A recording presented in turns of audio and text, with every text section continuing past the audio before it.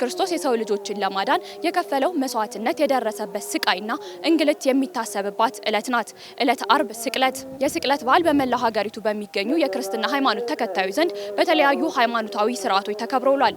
እኛ በተገኘንበት በዚህ በታዕካ ነገስት በዓታ ለማርያም የሃይማኖቱ አባቶችና ምእመናን በተገኙበት ዕለቱ በጾም በጸሎት በስግደትና ዕለቱን በሚዘክሩ በተለያዩ ሃይማኖታዊ ስርዓቶች ተከብሯል። ክርስቶስ በደሙ ቃል ኪዳን በገባው መሰረት ለአዳም ቃል ኪዳን በገባው መሰረት በደሙ ቤዛ ሆኖ የዓለምን ሕዝብ ያስታረቀበት ያዳነበት ትልቅ በዓል ዓለም አሮጌውን ጨርቁን ቀዶ ወደ አዲሱ የገባበት እኛ በንስሐ የምንመላለስበት ይቅርታ የምንባባልበት የፍቅር ዘመን እንዲሆን አዲስ ምሕረት የምሕረት ዓመትን ያመጣልን ጊዜ ነውና በዚህ ጊዜ ባይዘወይ ክርስቶስ ተሰቀለ ብለን የምናዝንበት ጊዜ ነው፣ የሚሰገድበት ጊዜ ነው። ግን ለኛ የሚታዘንበት ጊዜ አይደለም። ክርስቶስ ባይሰቀል ምን እንሆን ነበር? የጠፋን ሰዎች ነበርን እና በክርስቶስ ደም ቤዛነት እኛ ድነናልና ይሄ ትልቅ በዓል ነው። ስቅለት ጌታችን ኢየሱስ ክርስቶስ ስለኛ የተሰቀለበት ትህትናውን ያሳየበት ግርፋቱን ሕማሙን ለኛ የሞተበት ቀን ነው ብዬ ነው የማስበው።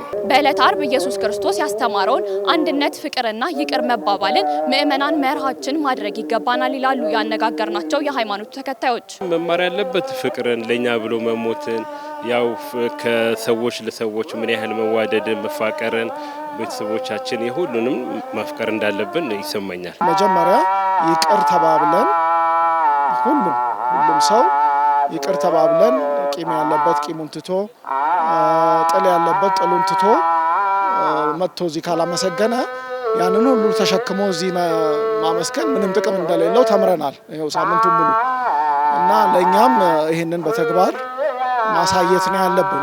እኛን ጌታችን መድኃኒታችን ኢየሱስ ክርስቶስ ይቅር ያለን ቀን ነው። በቃ ለኛ ኃጢአታችንን ያጠፋልን ቀን ነውና በዚህ መሰረት እኛም ይሄን ተምረን ይቅርታ ተባብለን ከዛም ደግሞ በዚሁ በጸሎቱ በጾሙ በስግደቱ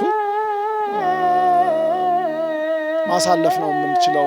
ራስን በጸሎት አድክሞ ከሰዎች ጋር በፍቅር መኖርን ክርስቶስ ፍቅርን ያስተማረን ይቅርታን ያስተማረን። ስለዚህ ይሄንን አይተን እርስ በርሳችን በይቅርታ በፍቅር በሰላም መኖር በዓሉን በመናከብርበት ወቅት የተቸገሩትን በመርዳት የታመሙትን በመጠየቅና የተለያዩ በጎ ስራዎችን በመስራት ክርስቲያናዊ ግዴታችንን ልንወጣ ይገባል ብለዋል። ለመላው የክርስትና እምነት ተከታዮችም የእንኳን አደረሳችሁ መልእክትና መልካም ምኞታቸውን አስተላልፈዋል። የታረዱትንም በማሰብ ከኛ በታች ያሉትንም በማሰብ ሁላችንም ተባብረን እንደ ማንኛውም ሰው ሁሉንም ማሰብ መቻል አለብን። በዓሉን የምናከብረው በደስታ ነው። ክርስቶስ ተነስቷል ተንሥአ እሙታን ተብሎ ለተነገረው ሁሉ እኛ በደስታ የምናከብርበት ያለንን ደግሞ 40 ቀን 50 ቀን የጾምነውን ጾም ደግሞ ቁርስም ሳንበላ ምሳም ሳንበላ የጾምነውን ገንዘባችን አጠራቅመን ደግሞ ለነዳያን ከልብሳችንም ከምግባችንም አካፍለን ለሌላቸው እየረዳን የምናሳልፈው በዓል ነው። ማንም በቤቱ እየበላ ሌላው ደግሞ ባዶውን ጾሙን መሆን የለበትምና ለሁሉም በጋራ የምናከብርበት የደስታ በዓል ስለሆነ በዚህ ቢያልፍጡ መልካም በዓል ለመላ ኢትዮጵያ ሕዝብ መልካም ስቅለት፣ እንደገና ደግሞ ለመጪው ለትንሳኤ በዓልም መልካም በዓል እመኛለሁ። እንኳን አደረሳችሁ፣ እንኳን ለትንሳኤ በዓል አደረሳችሁ። የፍቅር የሰላም የደስታ በዓል እንዲሆንላችሁ እመኛለሁ። አመሰግናለሁ።